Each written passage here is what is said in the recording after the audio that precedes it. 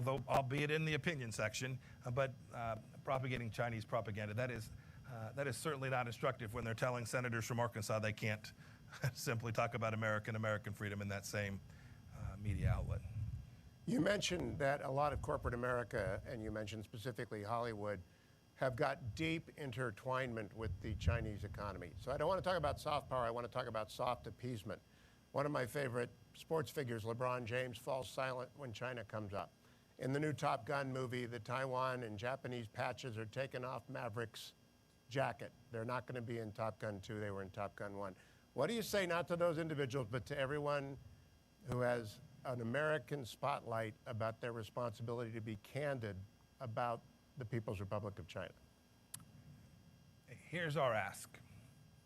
Our ask is, if you claim that you care about human rights or your social justice or these things, if you make that part of your corporate theology, then you ought to be consistent. And you can't be consistent if you're operating there in China without talking about and acknowledging what the Chinese Communist Party is doing in certain parts of their country, the oppression that's taking place. Look, every business leader has got to make decisions for themselves. They've got to be able to live with the decisions that they make. You highlighted a few. I'd simply ask this. If you run an entity and the United States government were to tell you you couldn't do something, put a particular symbol in your movie or put a particular name on your menu, if we were to tell you that, you'd say, nope, that's not appropriate, and it, of course, would not be appropriate. It seems to me that if you permit the Chinese Communist Party to limit you in that way, it's got to be difficult for you to go home at night. Two more questions, Mr. Secretary. Because it is hot and it is warm, and everyone out here has been in the sun for a while. You're a West Point graduate, and as Governor Wilson noted, #1, so this might be tough for you, but we are like Athens was a naval power, America is a naval power, and as like Sparta is, China is a land power. Do we not have to change how we approach defense spending to put more emphasis on our naval resources than on our Army resources? Oh, that's tough for an Army guy to say. I know. That's just, you're killing me. Look, I'll leave to Secretary Esper the details of this, but here's what I can say. When President Trump set out our national security strategy early on in the administration, for the first time, we identified China in a way that was fundamentally different than we had done, this isn't partisan, for decades. That was important because that was a signal to all of us, whether it's the State Department or the Defense Department, that we need to reorient our assets. And so, yes, you've seen the Department of Defense to begin to do that. These are big things to turn. These budgets are multi-year.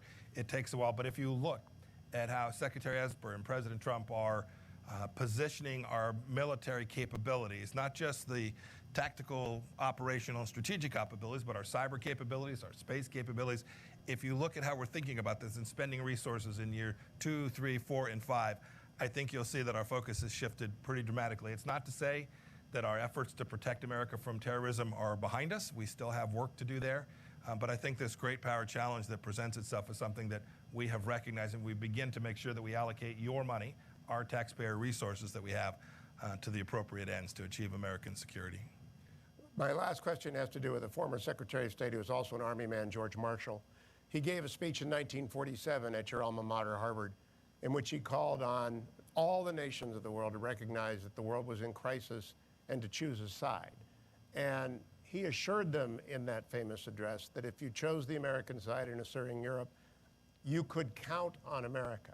So as you make the appeal you did today, not just to Europe, where it's relatively easy to be outspoken, though Norway has found it not to be outspoken, but to Taiwan and Japan and Vietnam and all of the Australia, all of the nations of that region, can they rely on America in the way that people opposing the Soviet Union could rely on George Marshall's assurance in 1947? Undoubtedly. Undoubtedly, Hugh. The only thing I'll say is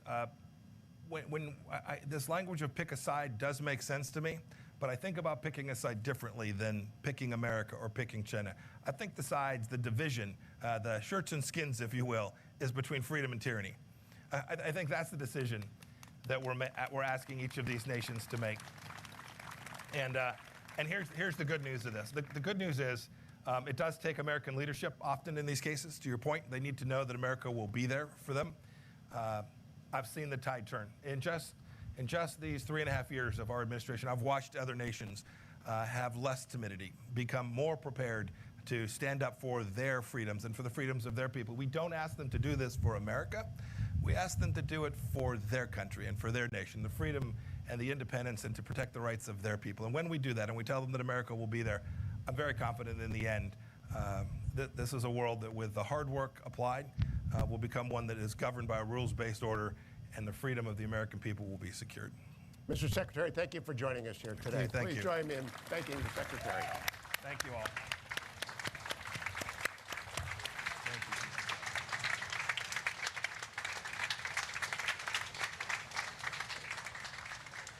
Ladies and gentlemen, thank you for attending this historic address with Secretary of State Mike Pompeo. We'd like to invite you to relax, refresh, and cool off in the First Lady's Rose Garden and under the eaves of the colonnade. Please follow the ladies in red jackets. They will show you the way. Thank you.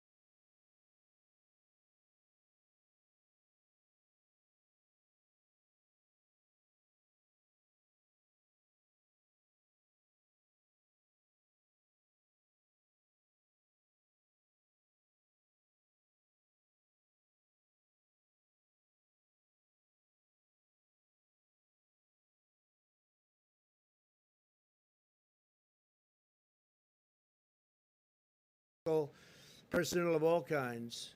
As a PPE update, we're in close communication with governors and states. We have supplies, everything they could possibly need. We're very strong on supplies. Remember, I used to say the cupboards were bare. Well, now the cupboards are the opposite. Due to our historic efforts to increase both the national stockpile and the state stockpiles, the vast majority of the states have 60 days' worth of supplies on hand. And most importantly, they have ventilators, because the ventilators are very, very hard to come by, at least in the past. Now we're making thousands of ventilators a month and supplying them in many cases to other countries. For states that are making requests, we're rapidly delivering.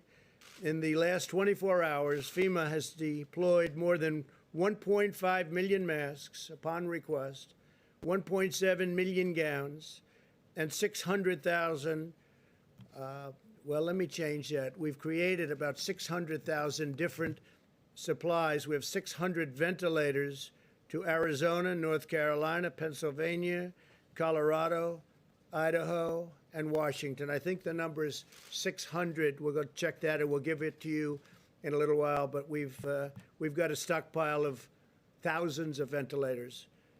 I think we've sent out about 600 just recently. The United States has now conducted more than 51 million tests, which is more than any other country in the world by far. Roughly half of the tests are either the rapid point of care tests, which frankly solves a lot of problem and delay, 5 to 15 minutes instead of waiting for service both ways in both directions and then at the lab.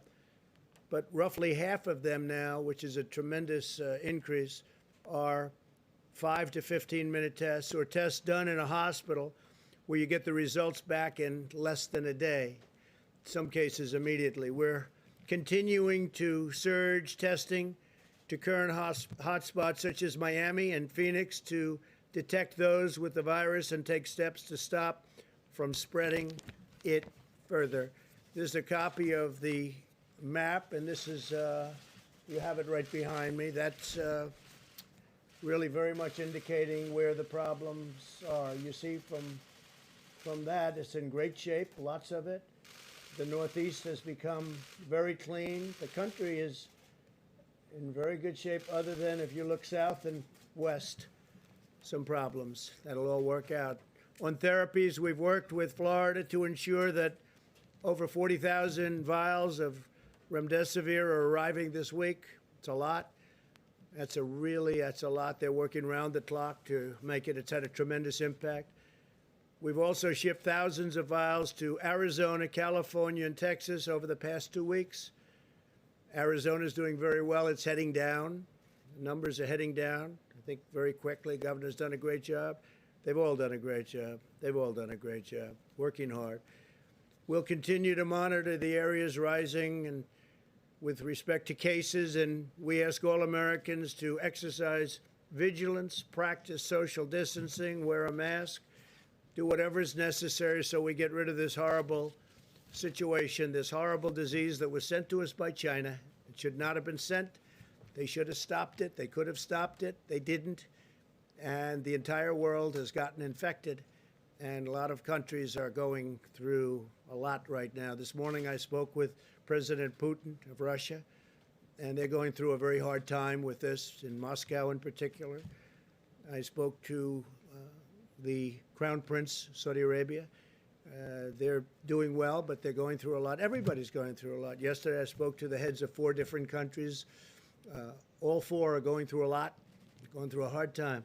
This could have been stopped. It could have been stopped quickly and easily, but for some reason it wasn't.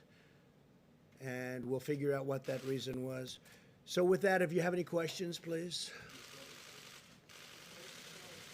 On the convention, were you simply not convinced that you could keep people safe at the convention? I just felt it was wrong, Steve, to have people going to what turned out to be a hot spot. You know, when we chose it, it was not at all hot. It was free. And all of a sudden, it happened quickly. It happens quickly. And it goes away, and it goes away quickly. The key is we wanted to go away without a lot of death, without a lot of problems. And we're learning so much about the disease. That's why we're very cognizant of nursing homes. We're watching them very carefully, and people over a certain age, and especially people over a certain age with diabetes or heart disease in particular, but with a problem. So we didn't want to take any chances. So we had a lot of people. We have the delegates want to be there. We're going to do a fairly reasonably quick meeting in North Carolina. The nomination will be produced, and then we'll announce what we're doing, how we're doing it, whether it's something that's done online, I guess you could call it online. So there could be nothing like our last convention. Unfortunately, that was a great convention and in a great place, as you know. We had a great time in Cleveland, but it's a different world, and it will be for a little while. We want to get the world back to what it was, and I think we'll have that, including great job numbers, including so many things that are happening so positive. I have to say the stock market is close to records. For NASDAQ, it is a record. It's already exceeded its highest numbers. But we want to get our country back to what it was. So would your acceptance speech be from the White House, and are you worried? We haven't set that yet, Steve. We'll have that. We'll probably announce that over the next few days. Are you worried this might dampen enthusiasm for you? Look, we've done a great job. We built the greatest economy in the world. Nobody close. Not China, not anybody.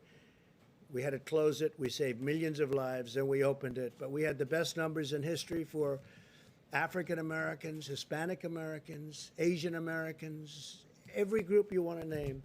Young people without a diploma, young people with a high school diploma, with a college diploma, anything you want to name. We had the best numbers. Women doing incredibly. Never been a time like that. And we had to turn it off because of what China did. We had to turn it off. And then all of a sudden, now we turn it back on, and we're doing very well. But it was very bad. China, speaking about China, the trade deal means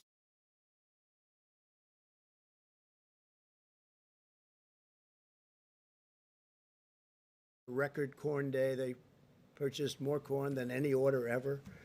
And that went on for 2 or 3 days, and soybeans and all. But it just means much less to me. Can you understand that? Just means much less to me. Please, go ahead. Thank you. What was the one thing, if there was one thing that changed your mind about the convention, and did Florida officials ask you to cancel it? No, they didn't. We're dealing with them, but they didn't. I would just say safety.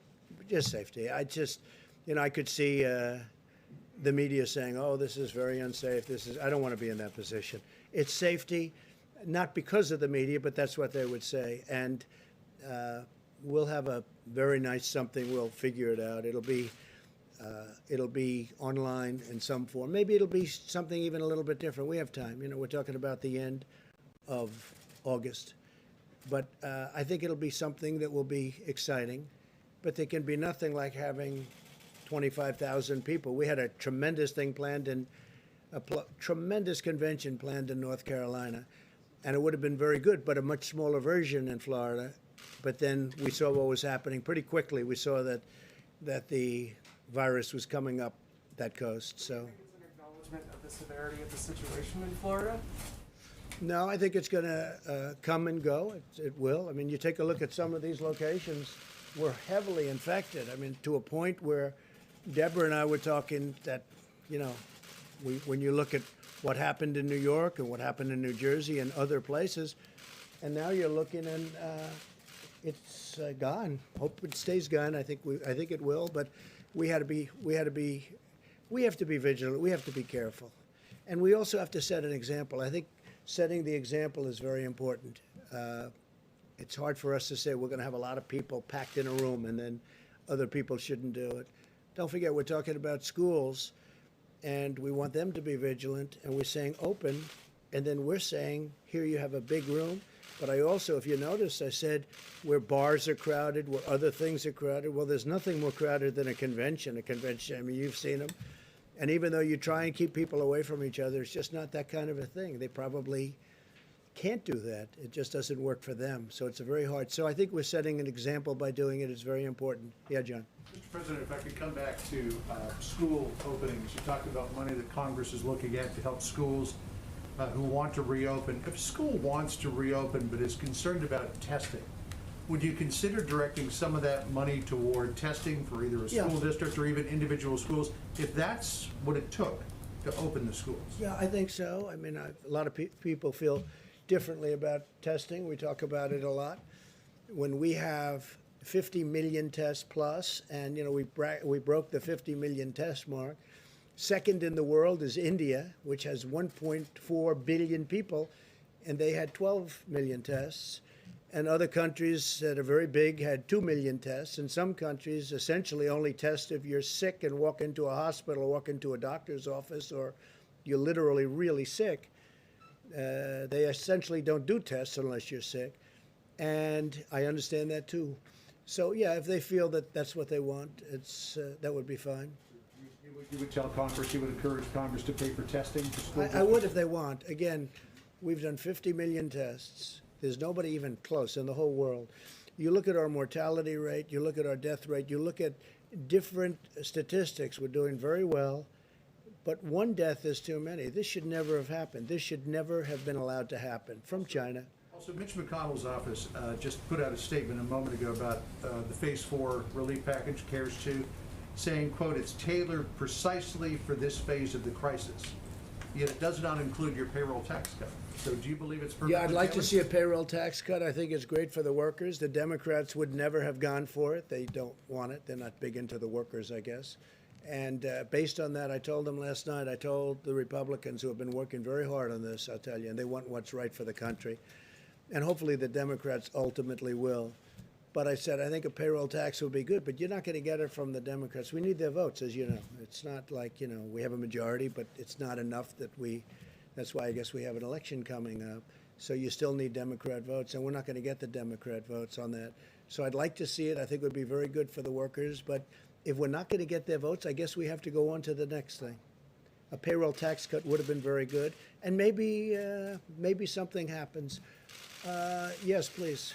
You talk about setting an example on Jacksonville, but I just wonder, some people are going to take away from this the lesson that you're pushing too far, too fast. It seemed for a while the numbers were going up in Jacksonville and you were going to have a problem there. This comes up at a time you're pushing for schools to reopen. We have the opening of the Major League Baseball season. Isn't the example of Jacksonville that we're pushing too fast? Well, baseball, as an example, we were discussing it a little while ago. You're going to be at an empty stadium. I've agreed. Randy Levine's a great friend of mine from the Yankees. He asked me to throw out the first pitch, and I think I'm doing that on August 15th at Yankee Stadium. And I say, how's the crowd going to be? And, it's like you don't have a crowd. There is no such thing. It's going to be interesting, Mariano. He's not used to that. I've been at many games. He walks in, the place goes crazy. I think it'd be just as good without the crowd. You were just born with it. Some people are born with it. I don't know if this is only for the baseball players, but I've never seen a pitcher throw a ball where so many bats were broken as Mariano. He's got the all-time record. I said, how do you do that? He said, parents. Great parents, when you get right down to it, right? How do you do that? It's called parents. But yeah, just to finish, I think that we have to all set examples. I think Major League Baseball is setting an example by, playing to empty stadiums, and so are other sports. You see that. Now, then they'll allow a certain number in. I see golf is now soon will be allowing people to come in percentages, and all of a sudden we want to get back to normal. The key is to get back to normal because nobody wants to see this. But I think it's really good that baseball's opening. It looks like football's opening. It looks like sports are opening. We have, it's a tremendous thing psychologically for our country. And we're all with it. We're going to see right now some beautiful young little leaguers outside with a great future ahead of them. They're already practicing on the front lawn of the White House. And we're going to go out and say hello to them, and it'll be really great. Okay, how about one more? Yeah, please, go ahead. President Trump, the Washington Post earlier today reported that one thing holding up the GOP coronavirus bill is the White House asking that it include language regarding the FBI building in downtown Washington, D.C. Is that true?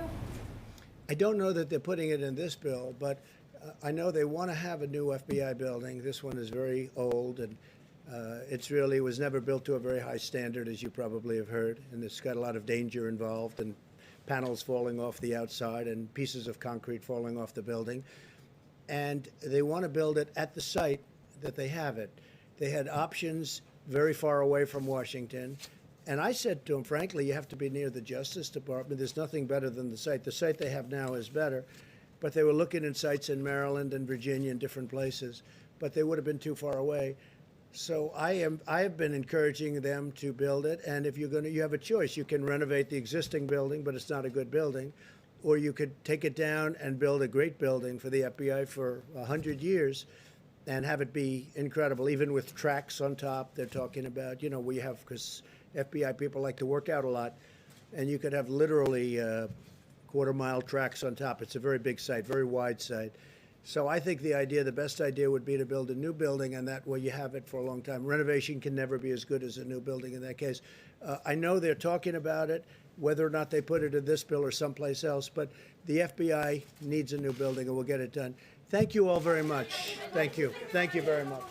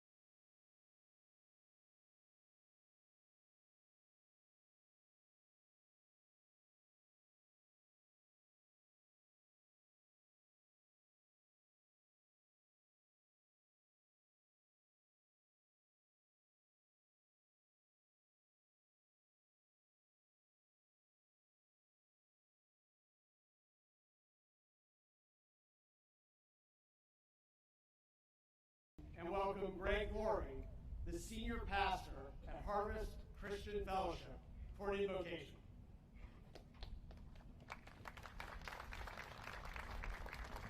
Let's all pray together. Father, we're so thankful to live in this country, the United States of America. And one thing we treasure so greatly is the freedom we have from you to pursue life, liberty, and happiness. We have the freedom to speak our minds, the freedom to worship, and the freedom to proclaim the message that Jesus Christ died for our sins and rose from the dead and can give the personal life, liberty, and happiness if we will put our trust in him. But we have other brothers and sisters in other countries that don't have this freedom.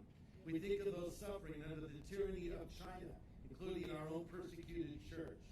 We pray for them, that you would strengthen them and help them. We thank you for President Trump, who wants to lead us courageously in the right way. And we thank you for Secretary Pompeo, who is a champion of these rights. We pray for Secretary Pompeo as your servant, as he travels around the world to help spread this freedom that we enjoy. We commit this meeting, this speech, and most importantly, our nation to you. We ask you to protect, guide, and bless the United States of America. In Jesus' name we pray. Amen.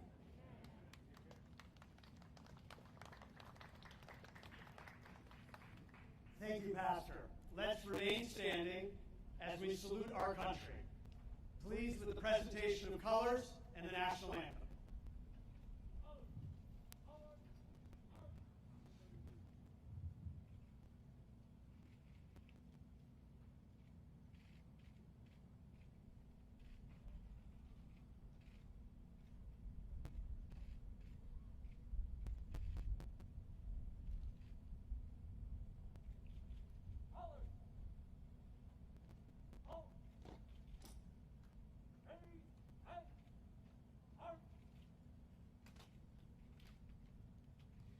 Oh, say, can you see by the dawn's early light what so proudly we hailed at the twilight's last gleaming, whose broad stripes and bright stars through the perilous fight o'er the ramparts we watched were so gallantly streaming, and the rockets red glare, the balls bursting in air, gave proof through the night that our flag was still there.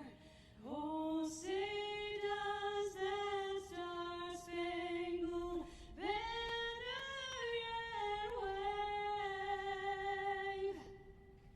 o'er the land of the free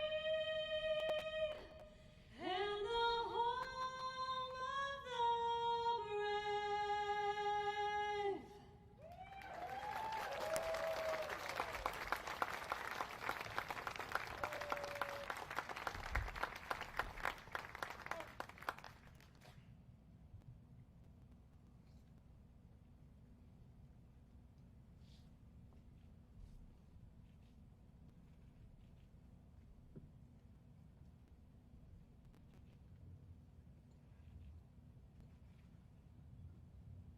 Thank you, and you may be seated. And please join me in thanking the Air Force Blue Eagles Honor Guard and Senior Airman Kayla Hyde-Smith of the Air Force Band of the Golden West for that beautiful rendition. My grandfather's vision and courage made the United States opening to China possible when he and my grandmother went there almost 50 years ago in 1972. He called that the week that changed the world, and he understood that the world is always changing. Secretary Pompeo is on the front line of America's foreign policy, and it's fitting that he is here at the Nixon Presidential Library and Birthplace to discuss the relationship between our two countries today. It is my privilege now to introduce a distinguished statesman, a mayor, a senator, a governor, and an old and close friend of my family, the Nixon family, who will introduce Secretary Pompeo. In fact, my family asked this old and dear friend to eulogize both my grandmother and my grandfather in this exact location 26 and 27 years ago today, 26 and 27 years ago. Ladies and gentlemen, please join me in welcoming Governor Pete Wilson.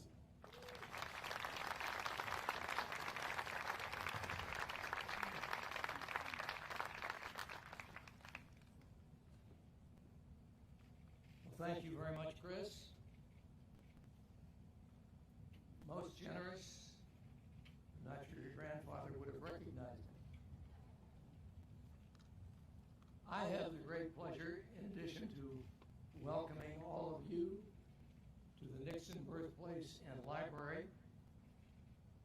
I have the great pleasure of introducing to you an extraordinary American who was here at an extraordinary time.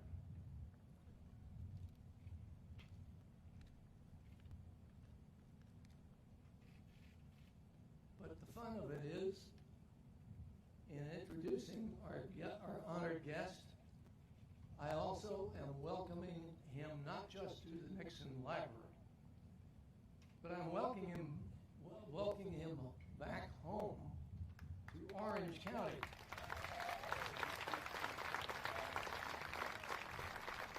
That's right. Mike Pompeo was born in Orange.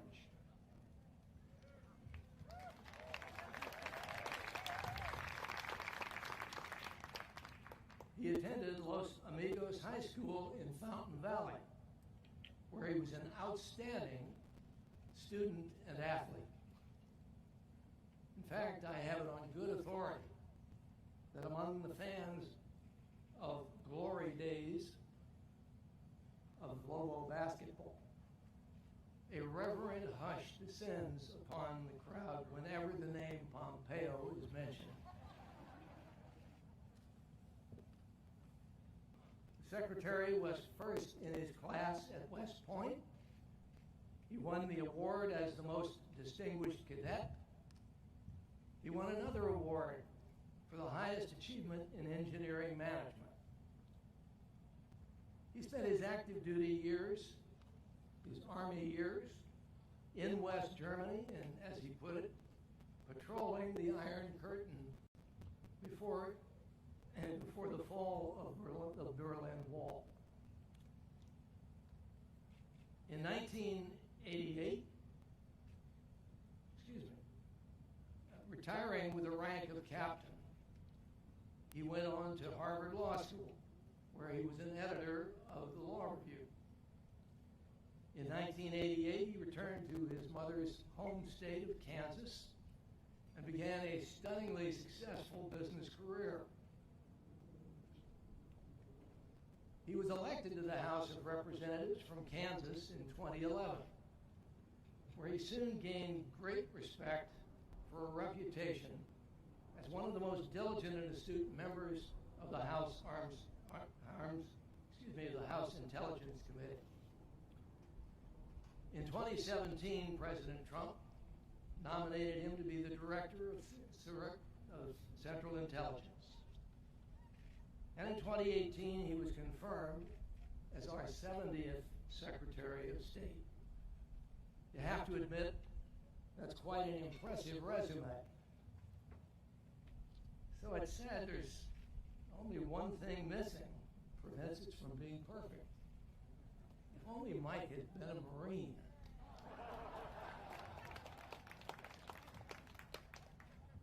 Don't worry, he'll get even. Mike Pompeo is a man devoted to his family. He is a man of faith, of the greatest patriotism and the highest principle. One of his most important initiatives at the State Department has been the creation of a commission on unalienable rights, where academicians, philosophers, and ethicists advise him on human rights grounded in America's founding principles and the principles of the 1948 Universal Declaration of Rights.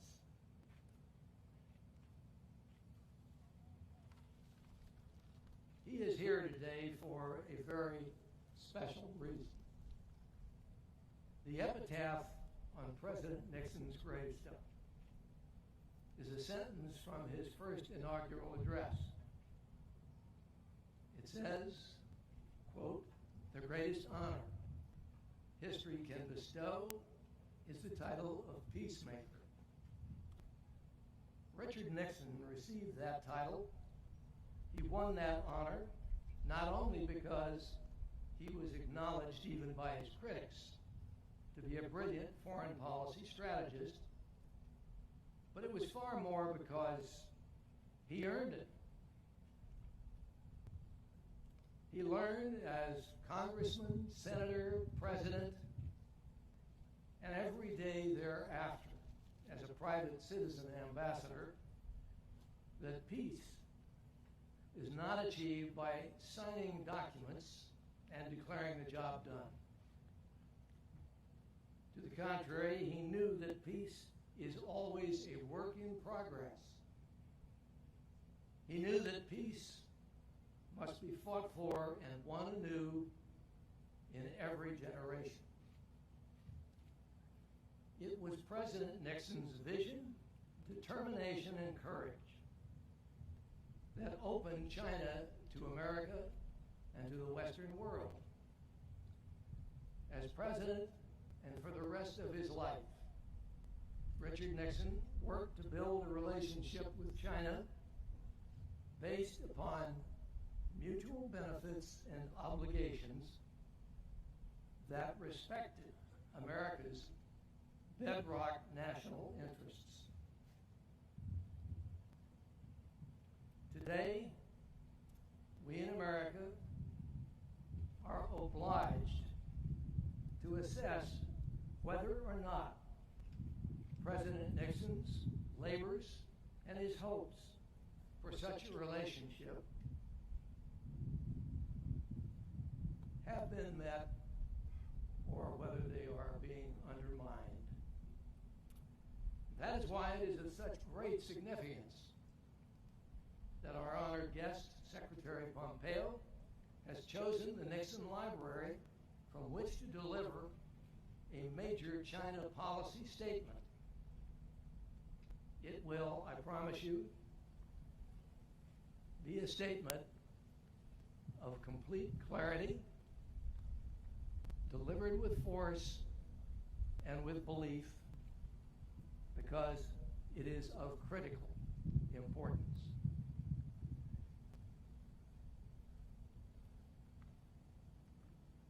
Ladies and gentlemen, it is my great honor and pleasure to welcome to this podium and to this audience our honored guest, the Secretary of State of the United States of America, the Honorable and really quite remarkable Honorable Michael R. Pompeo.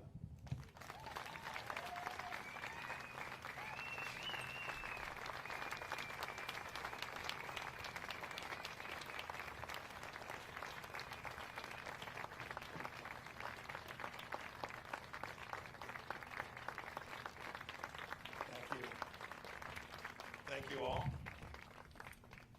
Thank you, Governor, for that very, very generous introduction. It is true, when you walk in that gym and you say the name Pompeo, there is a whisper. I had a brother, Mark, who was really good, really good basketball player. And how about another round of applause to the Blue Eagles Honor Guard and Senior Airman Kayla Highsmith and her wonderful rendition of the national anthem. Thank you, too, to Pastor Lori for that moving prayer. And I want to thank Hugh Hewitt and the Nixon Foundation for your invitation to speak at this important American institution. It's great to be sung to by an Air Force person, introduced by a Marine, and they let the Army guy in front of the Navy guy's house. It's all good. It's an honor to be here in Yorba Linda, where Nixon's father built the house in which he was born and raised. To all the Nixon Center board and staff who made today possible. It's difficult in these times.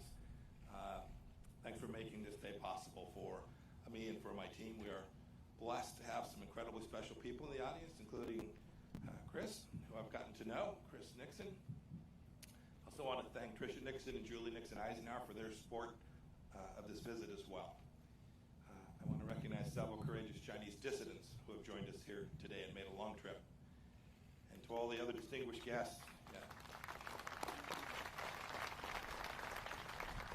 to all the other distinguished guests, thank you for being here. For those of you who got under the tent, you must have paid extra.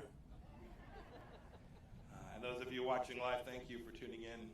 And finally, as the governor mentioned, I was born here in Santa, not very far from here. I've got my sister and her husband in the audience today. Thank you all for coming out. I bet you never thought that I'd be standing up here. My remarks today are the fourth set of remarks in a series of China speeches that I asked National Security Advisor Robert O'Brien, FBI Director Chris Wray, and the Attorney General Barr to deliver alongside me. We had a very clear purpose, a real mission, was to explain the different facets of America's relationship with China. The massive imbalances in that relationship that have built up over decades, and the Chinese Communist Party's designs for hegemony. Our goal was to make clear that the threats to Americans that President Trump's China policy aims to address are clear, and our strategy for securing those freedoms established. You know, Ambassador O'Brien spoke about ideology. FBI Director Wray talked about espionage. Attorney General Barr spoke about economics. And now my goal today is to put it all together for the American people and detail what the China threat means for our economy, for our liberty, and indeed for the future of free democracies around the world. Next year marks half a century since Dr. Kissinger's secret mission to China, and the 50th anniversary of President Nixon's trip isn't too far away in 2022. You know, the world was much different then. We imagined engagement with China would produce a future with bright promise of comedy and cooperation. But today we're all still wearing masks and watching the pandemic's body count rise because the CCP failed in its promises to the world. We're reading every morning new headlines of repression in Hong Kong and in Xinjiang. We're seeing staggering statistics of Chinese trade abuses that cost American jobs and strike enormous blows to the economies all across America, including here in Southern California. And we're watching a Chinese military that grows stronger and stronger and indeed more menacing. I'll echo the questions ringing in the hearts and minds of Americans from here in California to my home state of Kansas and beyond. What do the American people have to show now, 50 years on, from engagement with China? Did the theories of our leaders that proposed Chinese evolution towards freedom and democracy prove to be true? Is this China's definition of a win-win situation? And indeed, centrally, from Secretary of State's perspective, is America safer? Do we have a greater likelihood of peace for ourselves and peace for the generations which will follow us? Look, we have to admit a hard truth. We must admit our truth that should guide us in the years and decades to come. That if we want to have a free 21st century and not the Chinese century of which Xi Jinping dreams, the old paradigm of blind engagement with China simply won't get it done. We must not continue it, and we must not return to it. President Trump has made very clear we need a strategy that protects the American economy and indeed our way of life. The free world must triumph over this new tyranny. Now, before I seem too eager to tear down President Nixon's legacy, I want to be clear that he did what he believed was best for the American people at the time, and he may well have been right. He was a brilliant student of China, a fierce Cold Warrior, and a tremendous admirer of the Chinese people, just as I think we all are. He deserves enormous credit for realizing that China was too important to be ignored, even when the nation was weakened because of its own self-inflicted communist brutality. In 1967, in a very famous Foreign Affairs article, Nixon explains his future strategy. Here's what he said. He said, taking the long view, we simply cannot afford to leave China forever outside of the family of nations. The world cannot be safe until China changes. Thus, our aim, to the extent we can, We must influence events. Our goal should be to induce change. And I think that's the key phrase from the entire article, to induce change. So with that historic trip to Beijing, President Nixon kicked off our engagement strategy. He nobly sought a freer and safer world. He hoped that the Chinese Communist Party would return that commitment. As time went on, American policymakers increasingly presumed that as China became more prosperous, it would open up, it would become freer at home, and indeed present less of a threat abroad. It'd be friendlier. It all seemed, I'm sure, so inevitable. But that age of inevitability is over. The kind of engagement we've been pursuing has not brought the kind of change inside of China that President Nixon had hoped to induce. The truth is that our policies and those of other free nations resurrected China's failing economy only to see Beijing bite the international hands that were feeding it. We opened our arms to Chinese citizens only to see the Chinese Communist Party exploit our free and open society. China sent propagandists into our press conferences, our research centers, our high schools, our colleges, and even into our PTA meetings. We marginalized our friends in Taiwan, which later blossomed into a vigorous democracy. We gave the Chinese Communist Party and the regime itself special economic treatment, only to see the CCP insist on silence over its human rights abuses as the price of admission for Western companies entering China. Ambassador Bryan ticked off a few examples just the other day. Marriott, American Airlines, Delta, United all removed references to Taiwan from their corporate websites so as not to anger Beijing. And Hollywood, not too far from here, the epicenter of American creative freedom and self-appointed arbiters of social justice, self-censors even the most mildly unfavorable reference to China. This corporate acquiescence to the CCP happens all over the world too. And how has this corporate fealty worked? Is its flattery rewarded? I'll give you a quote from the speech that General Barr gave, Attorney General Barr. In a speech last week, he said that the ultimate ambition of China's rulers isn't to trade with the United States, it is to raid the United States. China ripped off our prized intellectual property and trade secrets, causing millions of jobs all across America. It sucked supply chains away from America and then added a widget made of slave labor. It made the world's key waterways less safe for international commerce. President Nixon once said he feared he had created a Frankenstein by opening the world to the CCP. And here we are. Now, people of good faith can debate why free nations allowed these bad things to happen for all these years. Perhaps we were naive about China's virulent strain of communism, or triumphalist after our victory in the Cold War, or cravenly capitalist, or hoodwinked by Beijing's talk of a peaceful rise. Whatever the reason, today China is increasingly authoritarian at home and more aggressive in its hostility to freedom everywhere else. And President Trump has said enough. I don't think many people on either side of the aisle dispute the facts that I've laid out today. But even now, some are insisting that we preserve the model of dialogue for dialogue's sake. Now, to be clear, we'll keep on talking, but the conversations are different these days. I traveled to Honolulu now just a few weeks back to meet with Yang Jisheng. It was the same old story. Plenty of words, but literally no offer to change any of the behaviors. Yang's promises, like so many the CCP made before him, were empty. His expectations, I surmise, were that I'd cave to their demands, because frankly this is what too many prior administrations have done. I didn't, and President Trump will not either. As Ambassador O'Brien explained so well, we have to keep in mind that the CCP regime is a Marxist-Leninist regime. General Secretary Xi Jinping is a true believer in a bankrupt totalitarian ideology. It's this ideology that informs his decades-long desire for global hegemony of Chinese communism. America can no longer ignore the fundamental political and ideological differences between our countries, just as the CCP has never ignored them. my experience in the House Intelligence Committee, then as director of the Central Intelligence Agency, and my now 2+ years as America's Secretary of State have led me to this central understanding that the only way to truly change Communist China is to act not on the basis of what Chinese leaders say, but how they behave.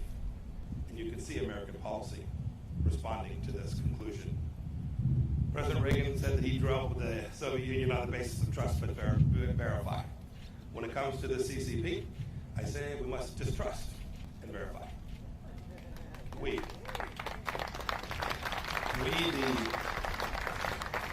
the freedom-loving nations of the world must induce China to change, just as President Nixon wanted. We must induce China to change in more creative and assertive ways because Beijing's actions threaten our people and our prosperity. Let's start by changing how our people and our partners perceive the Chinese Communist Party. We have to tell the truth. We can't treat this incarnation of China as a normal country just like any other. We know that trading with China is not like trading with a normal law-abiding nation. Beijing threatens international agreements treats international agreements as suggestions, as conduits for global dominance. But by insisting on fair terms, as our trade representative did when he secured our Phase 1 trade deal, we can force China to reckon with its intellectual property theft and policies that have harmed American workers. We know, too, that doing business with a CCP-backed company is not the same as doing business with, say, a Canadian company. They don't answer to independent boards. And many of them are state-sponsored and so have no need to pursue profits. A good example is Huawei. We stopped pretending Huawei is an innocent telecommunications company, just showing up to make sure you can talk to your friends. We've called it what it is, a true national security threat, and we've taken action accordingly. We know, too, that if our companies invest in China, they may wittingly or unwittingly support the Communist Party's gross human rights violations. Our Departments of Treasury and Commerce have thus sanctioned blacklisted Chinese leaders and entities that are harming and abusing the most basic rights for people all across the world. Several agencies have worked together on a business advisor to make certain that our CEOs are informed of how their supply chains are behaving inside of China. We know, too, that not all Chinese students and employees are just normal students and workers that are coming here to make a little bit of money and to garner themselves some knowledge. Too many of them come here to steal our intellectual property and to take this back to their country. The Department of Justice and other agencies have vigorously pursued punishment for these crimes. We know that the People's Liberation Army is not a normal army, too. Its purpose is to uphold the absolute rule of the Chinese Communist Party elites and expand the Chinese empire, not to protect the Chinese people. And so our Department of Defense has ramped up its efforts, freedom of navigation operations out throughout the East and South China Seas and in the Taiwan Strait as well. And we've created a Space Force to help deter China from aggression on that final frontier. And so, too, frankly, we've built out a new set of policies at the State Department dealing with China, pushing President Trump's goals for fairness and reciprocity to rewrite the imbalances that have grown over decades. Just this week, we announced the closure of the Chinese consulate in Houston because it was a hub of spying and intellectual property theft. We reversed 2 weeks ago 8 years of cheek turning with respect to international law in the South China Sea. We've called on China to conform its nuclear capabilities to the strategic realities of our time. And the State Department at every level, all across the world, has engaged with our Chinese counterparts simply to demand fairness and reciprocity. But our approach can't just be about getting tough. That's unlikely to achieve the outcome that we desire. We must also engage and empower the Chinese people, a dynamic, freedom-loving people who are completely distinct from the Chinese Communist Party. That begins with in-person diplomacy. I've met Chinese men and women of great talent and diligence wherever I go. I've met with Uyghurs and ethnic Kazakhs who escaped Xinjiang's concentration camps. I've talked with Hong Kong's democracy leaders, from Cardinal Zen to Jimmy Lai. 2 days ago, in London, I met with Hong Kong freedom fighter Nathan Law. And last month, in my office, I heard the stories of Tiananmen Square survivors. One of them is here today. Wang Dan was a key student who has never stopped fighting for freedom for the Chinese people. Mr. Wang, will you please stand so that we may recognize you?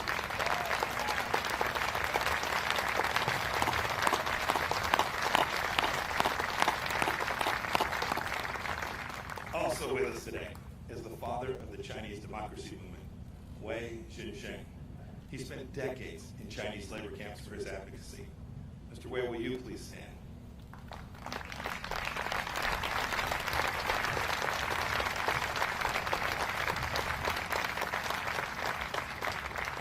You know, I grew up and served my time in the Army during the Cold War. If there's one thing I learned, communists almost always lie. The biggest lie that they tell is to think that they speak for 1.4 billion people who are surveilled, oppressed, and scared to speak out. Quite the contrary, the CCP fears the Chinese people's honest opinions more than any foe. And save for losing their own grip on power, they have no reason to. Just think how much better off the world would be, not to mention the people inside of China, if we had been able to hear from the doctors in Wuhan, and they'd been allowed to raise the alarm about the outbreak of a new and novel virus. For too many decades, our leaders have ignored, downplayed the words of brave Chinese dissidents and warned us about the nature of the regime we're facing, and we can't ignore it any longer. They know as well as anyone that we can never go back to the status quo. But changing the CCP's behavior cannot be the mission of the Chinese people. Free nations have to work to defend freedom. It's the furthest thing from easy. But I have faith we can do it. I have faith because we've done it before. We know how this goes. I have faith because the CCP is repeating some of the same mistakes that the Soviet Union made. Alienating potential allies, breaking trust at home and abroad, rejecting property rights and predictable rule of law. I have faith. I have faith because of the awakening I see among other nations that know we can't go back to the past in the same way that we do here in America. I've heard this from Brussels to Sydney to Hanoi. And most of all, I have faith we can defend freedom because of the sweet appeal of freedom itself. Look at the Hong Kongers clamoring to emigrate abroad as the CCP tightens its grip on that proud city. They wave American flags. It's true. There are differences. Unlike the Soviet Union, China is deeply integrated into the global economy. But Beijing is more dependent on us than we are on them.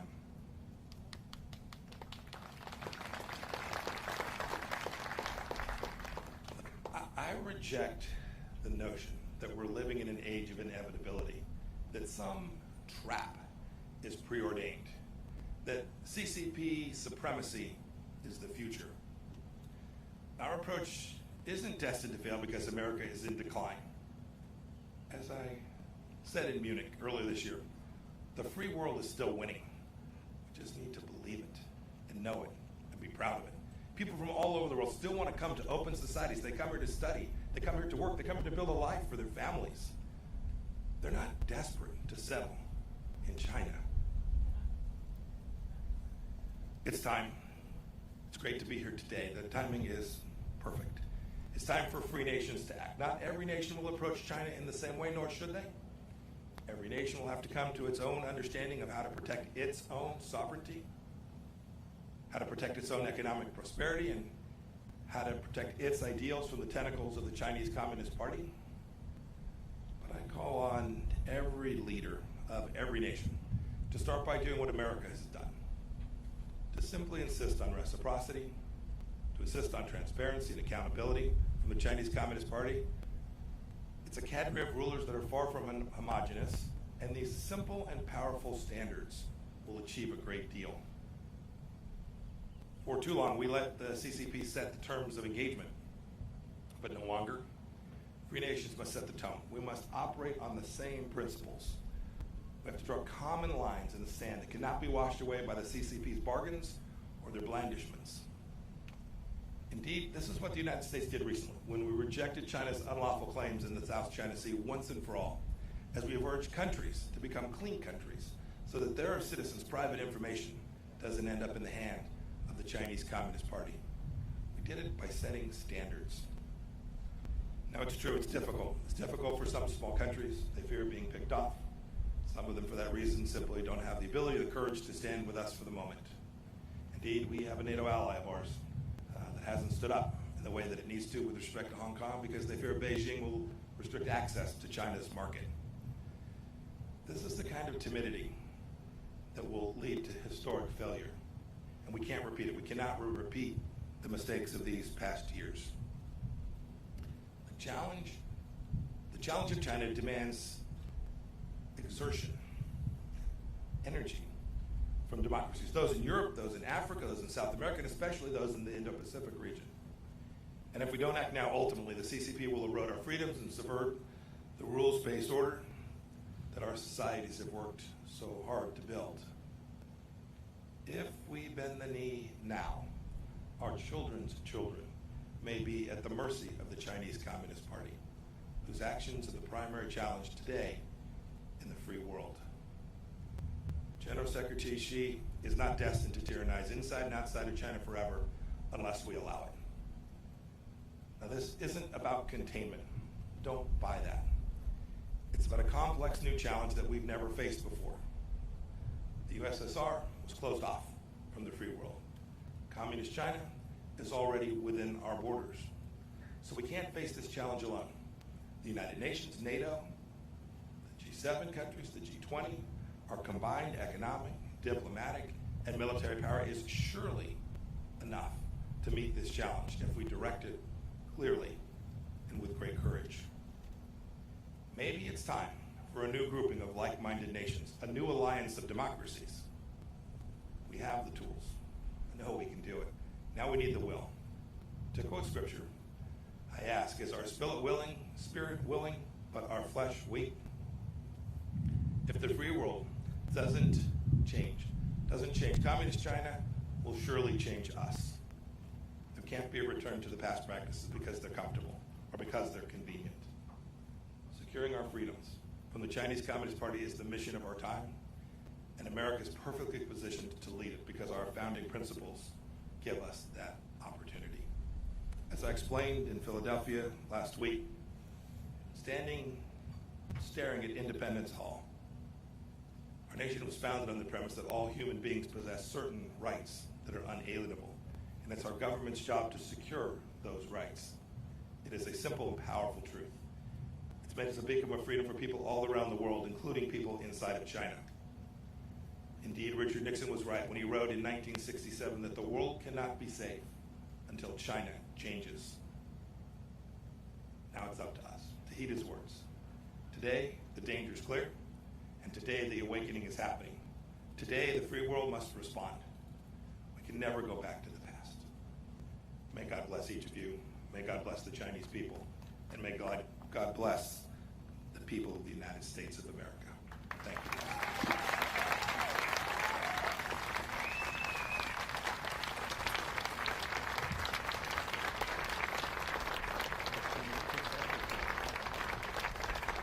Please be seated.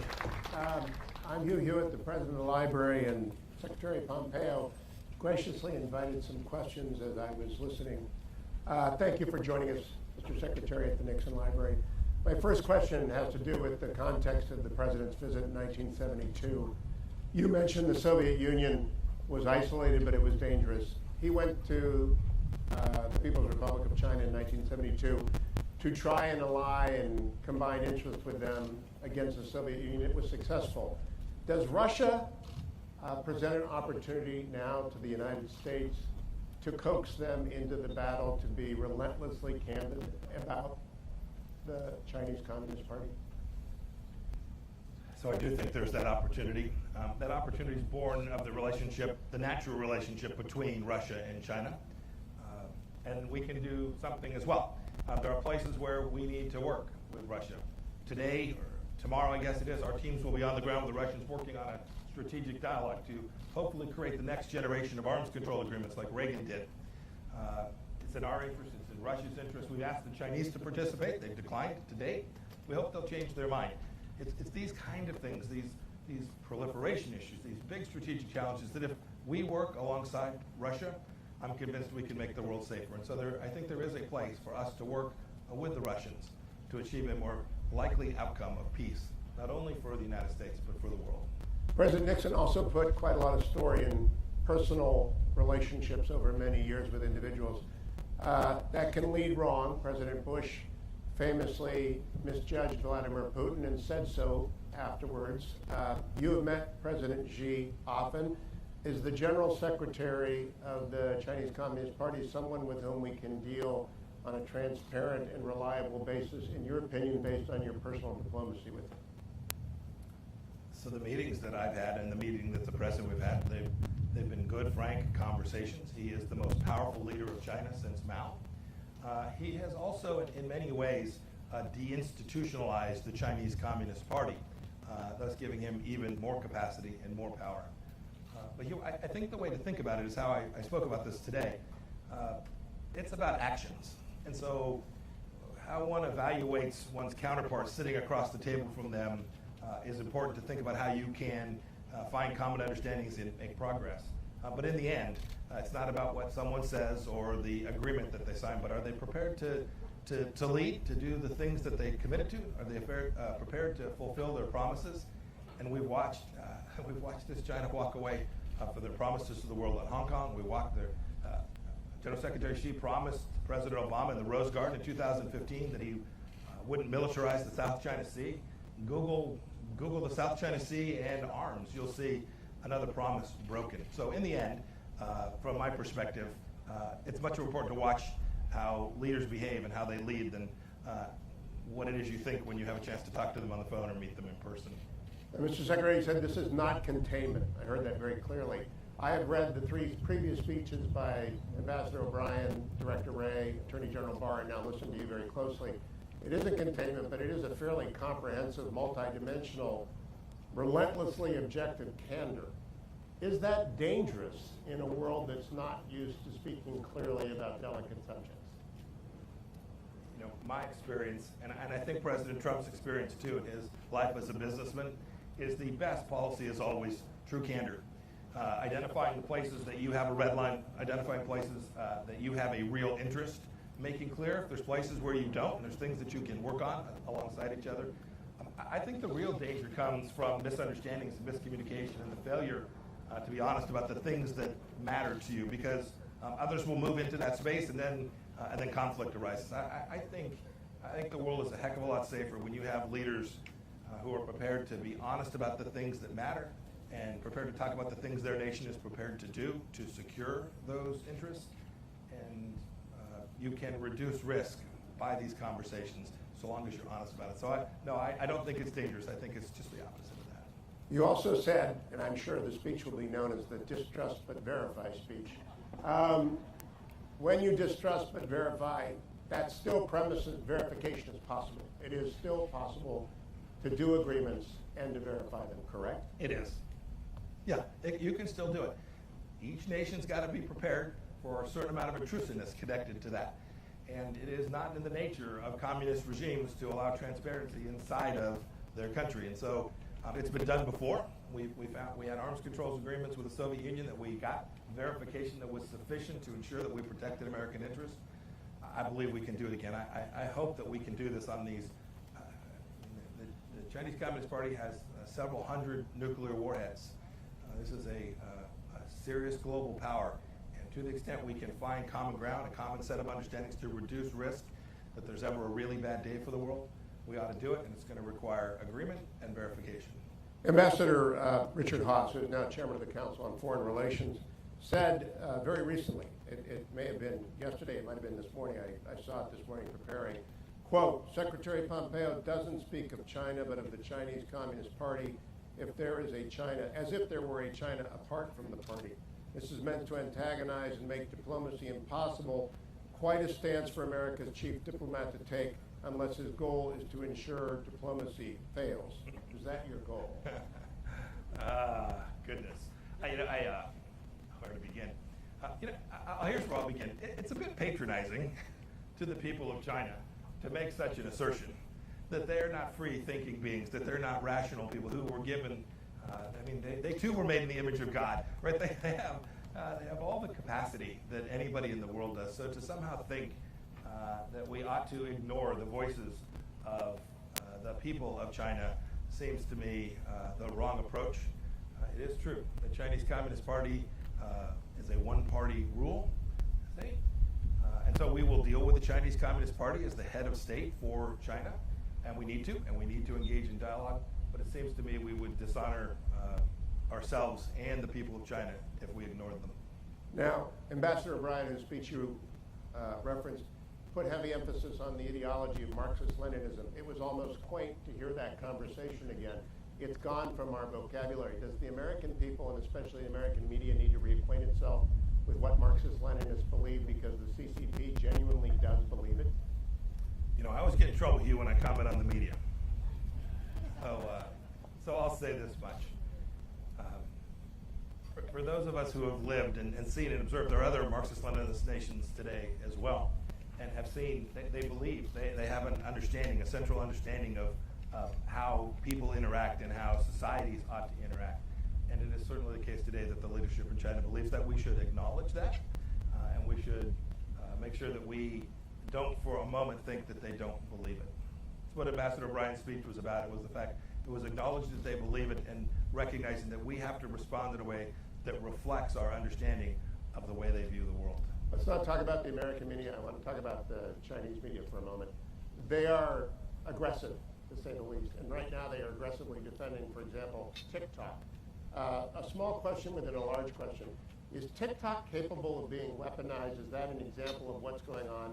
And generally, Chinese media has become far more aggressive than I've seen in 30 years since I was at the library the first time of watching it. Is that something you've noticed as well? Yes, they're very aggressive. Two pieces to this. One you hit upon.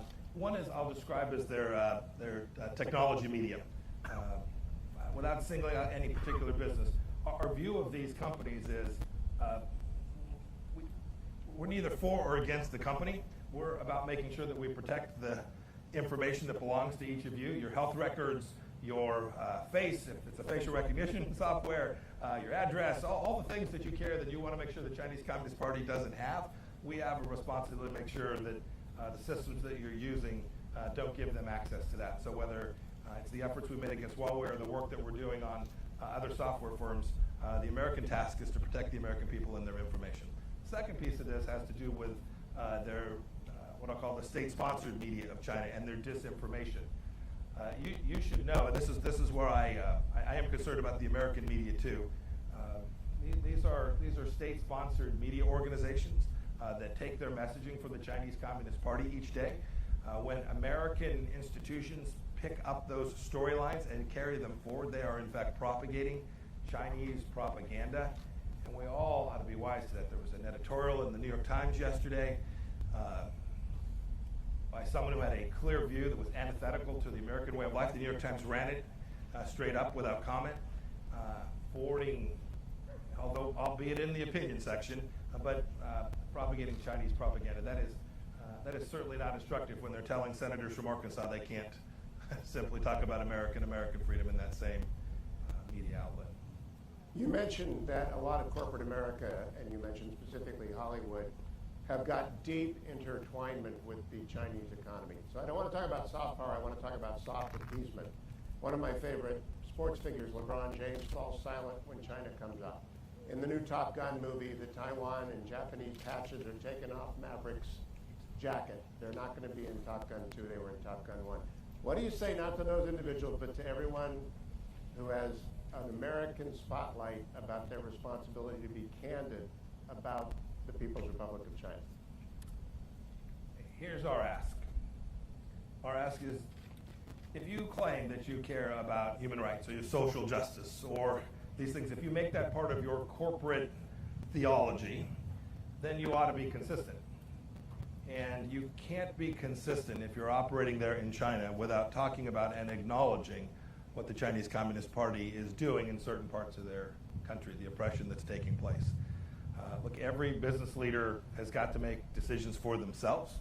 They've got to be able to live with the decisions that they make. You highlighted a few. I'd simply ask this. If you run an entity and the United States government were to tell you you couldn't do something, put a particular symbol in your movie or put a particular name on your menu, if we were to tell you that, you'd say, nope, that's not appropriate, and it, of course, would not be appropriate. It seems to me that if you permit the Chinese Communist Party to limit you in that way, it's got to be difficult for you to go home at night. Two more questions, Mr. Secretary. Because it is hot and it is warm, and everyone out here has been in the sun for a while.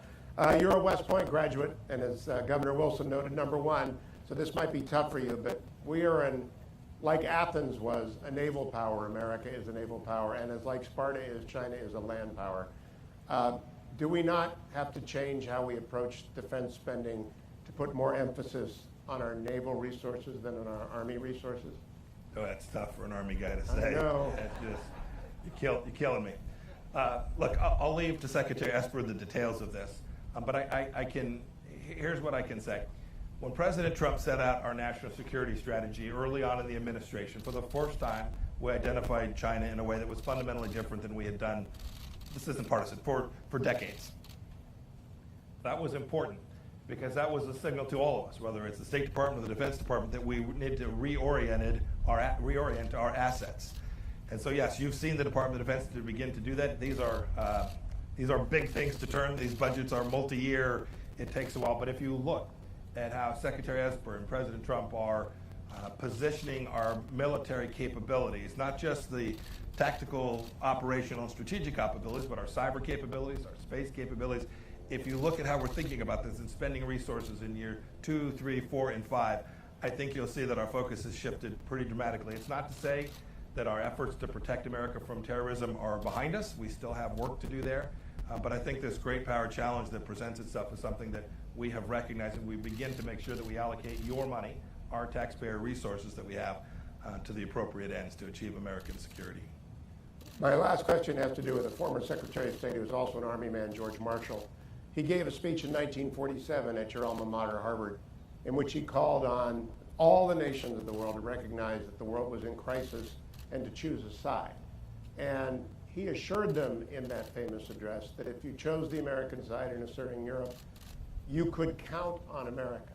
So as you make the appeal you did today, not just to Europe, where it's relatively easy to be outspoken, though Norway has found it not to be outspoken, but to Taiwan and Japan and Vietnam and all of the Australia, all of the nations of that region, can they rely on America in the way that people opposing the Soviet Union could rely on George Marshall's assurance in 1947? Undoubtedly. Undoubtedly. The only thing I'll say is, this language of pick a side does make sense to me, but I think about picking a side differently than picking America or picking China. I think the sides, the division, the shirts and skins, if you will, is between freedom and tyranny. I think that's the decision that we're asking each of these nations to make. And here's the good news of this. The good news is it does take American leadership often in these cases. To your point, they need to know that America will be there for them. I've seen the tide turn. In just these 3.5 years of our administration, I've watched other nations have less timidity, become more prepared to stand up for their freedoms and for the freedoms of their people. We don't ask them to do this for America. We ask them to do it for their country and for their nation, the freedom and the independence, and to protect the rights of their people. And when we do that and we tell them that America will be there, I'm very confident in the end this is a world that, with the hard work applied, will become one that is governed by a rules-based order, and the freedom of the American people will be secured. Mr. Secretary, thank you for joining us here today. Thank you. Please join me in thanking the Secretary. Thank you all.